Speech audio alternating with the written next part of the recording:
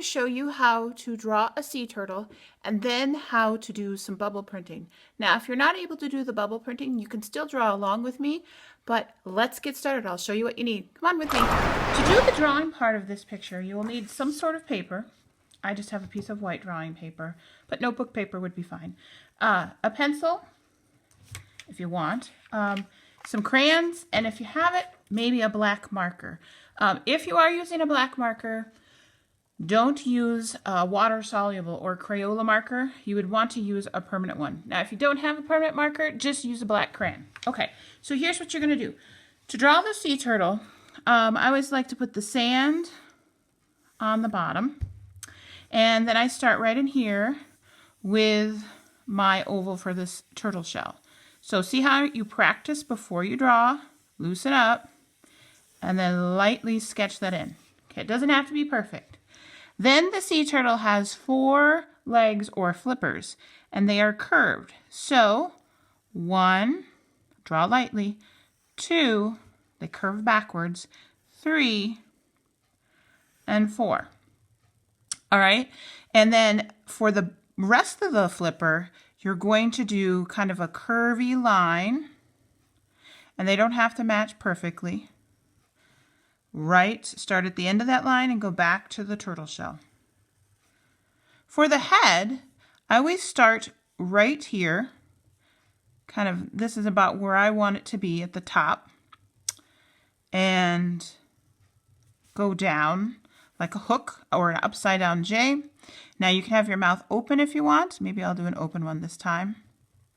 An open mouth. Or you can have it closed. That's up to you. I always like to put an eye in so the turtle can see where he's going, a little dot for the nostril. For the decorations on the turtle shell, I am going to use a pentagon. A pentagon is a 5-sided shape. So we are going to start off like you're drawing a house, but instead of going straight down, kind of just go in a little bit at the bottom, and then a horizontal line on the bottom. So that's in the middle of the turtle shell. And then I usually do some sort of either zigzag or curvy line right next to the oval. And then just draw from the points or the corners of the pentagon, straight lines going out to the outside part of the shell. All right, that's your basic drawing for the turtle. And at this point, you would either want to take your black crayon or your black marker and begin tracing over it.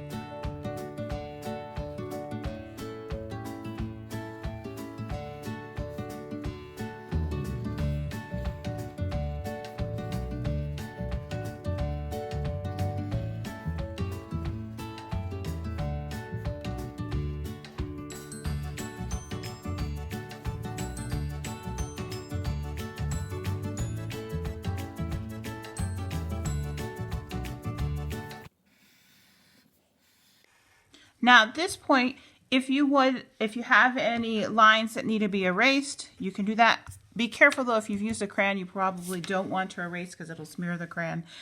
You can also add seaweed or other fish swimming around here. I'm just going to stop there, keep it simple so we can get this done. Now, if you have crayons, once you've got this traced, take whatever colors you like and begin coloring. When you color, to keep things neater, always color going in the same direction. Now for me, I like to color kind of in a diagonal sort of pattern. I'm not switching and going this way and that way and this way. If you do that, it sometimes can start to look messy. So as much as possible, I try to color going in the same direction. It's a good idea not to always use the same colors for everything, so switch it up.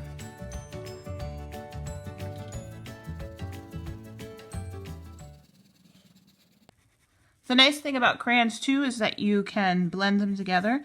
This would probably also work with colored pencils, so if you have that, it will work wonderfully as well. I'm just going to use dark green for the head. And neatness does matter, so take your time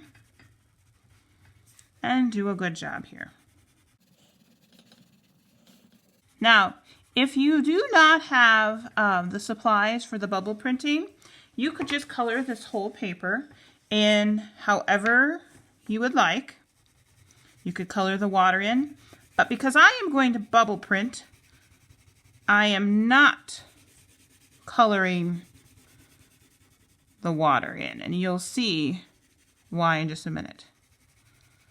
All right, time for some bubble printing. To do the bubble printing, you will need a dish. Now, it doesn't have to be a clear glass dish. It could be a bowl, it could be a cup.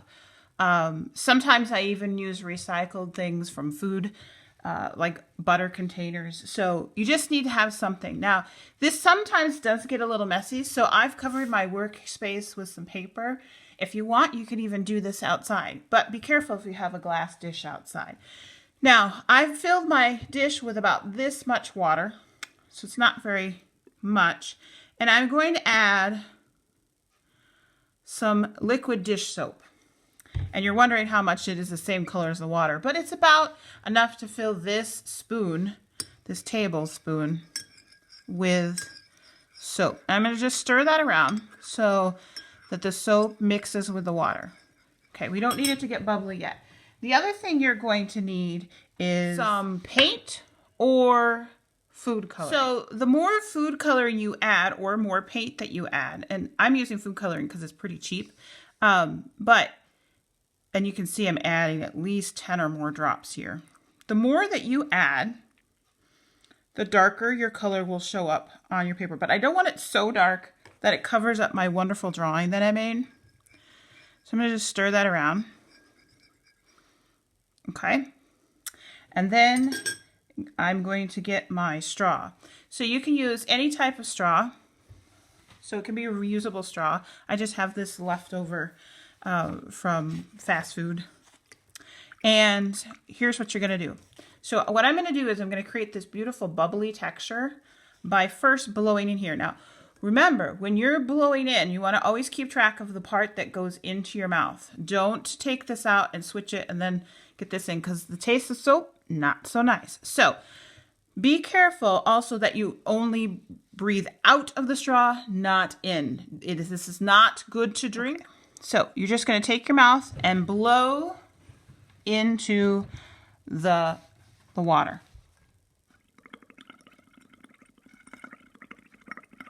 Now you want to keep blowing until the bubbles go over the top of the bowl or the container that you're using.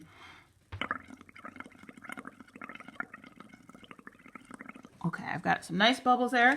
Before they all pop, I'm going to set carefully my paper on top of those bubbles.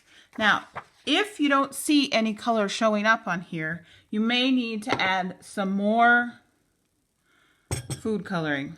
And I already have one that was working really well for me earlier, so I'm going to use this one and do it again.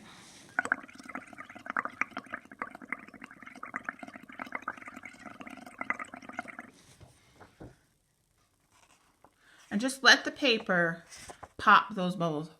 Still have one on there. That's kind of cool. All right, I'm going to do it again.